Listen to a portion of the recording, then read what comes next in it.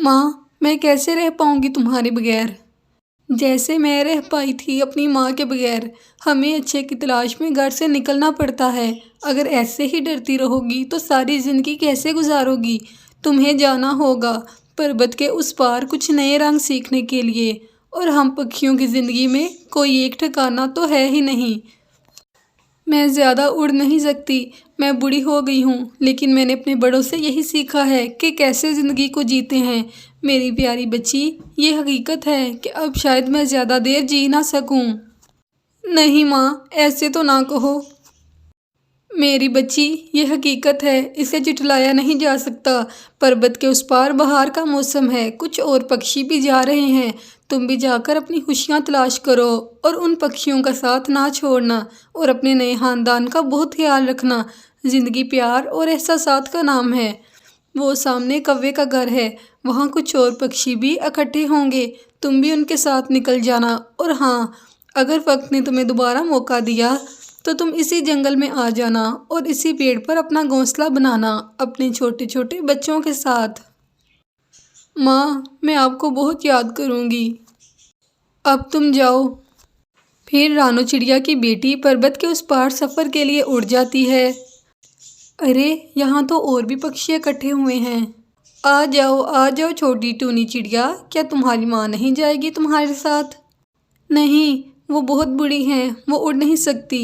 तुम घबराओ नहीं टूनी चिड़िया, हम सब तुम्हारे साथ हैं। फिर सब पक्षी अपना सफ़र शुरू करते हैं। रात हो जाती है, तमाम पक्षी रात गुजारने के लिए पेड़ों पर बैठ जाते हैं। तोते भैया, और कितना समय लगेगा हमें जाने में?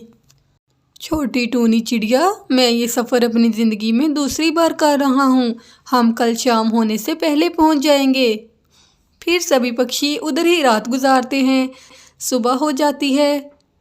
दोस्तों, सब उठ जाओ, हमें दूसरे जंगल सफ़र के लिए जाना है।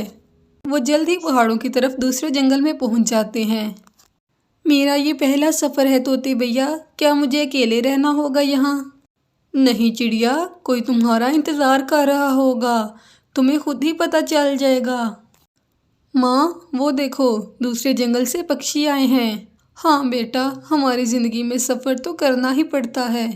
फिर चिड़िया के बेटे की नज़र टूनी चिड़िया पर पड़ती है। माँ, वो पक्षी हमारे ख़ानदान का लग रहा है, चलो पूछते हैं। बेटा, तुम भी दूसरे जंगल से आई हो?